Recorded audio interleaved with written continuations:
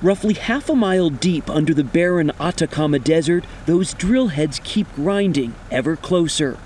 Above ground rehearsals for the rescue are underway. The target area for the drill is known as the workshop, located across from and slightly higher than the miners' living area. The miners themselves will complete the rescue shaft by blasting it with dynamite.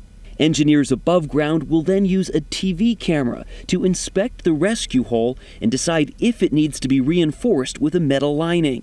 Installing a lining could delay rescue anywhere from 4 to 10 days.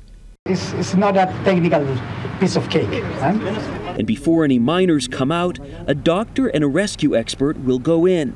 Once cleared, miners will leave in a prearranged order.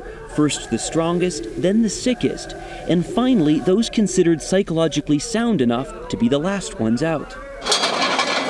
In the nearby city of Copiapó, a stage is being set up to hold a giant screen so that folks here can watch the rescue live. The last few days have been encouraging, but the rest have been very anxious. We are all very anxious.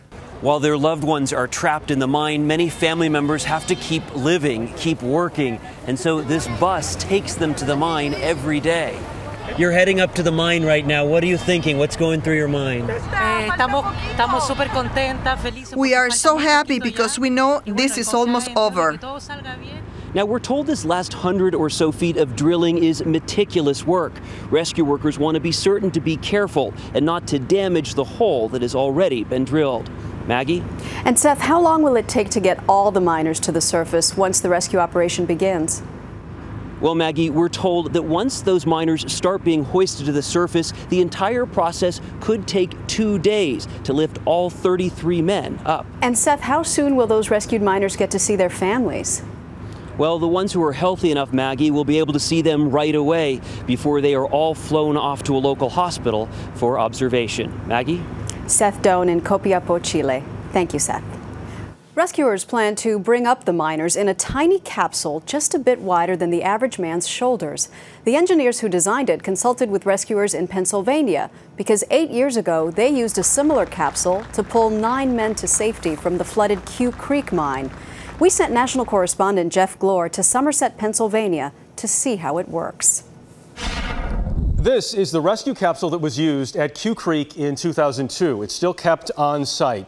It's slightly smaller than the one that will be used in Chile. This one is just over 9 feet tall and 600 pounds. The one in Chile is 10 feet tall and weighs more than 900 pounds. But what hasn't changed as we get inside are the dimensions inside. Miners will be dealing with a diameter of 21 inches, so they'll be told to keep their hands in and their faces back as that door closes.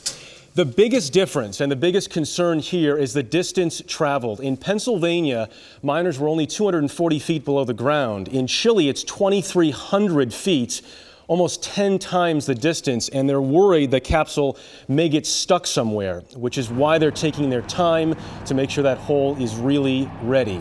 In 2002, miners in Pennsylvania said they had 9 perfect lifts, 9 people saved. In Chile, they're hoping for 33. Jeff Glor, CBS News, Somerset, Pennsylvania.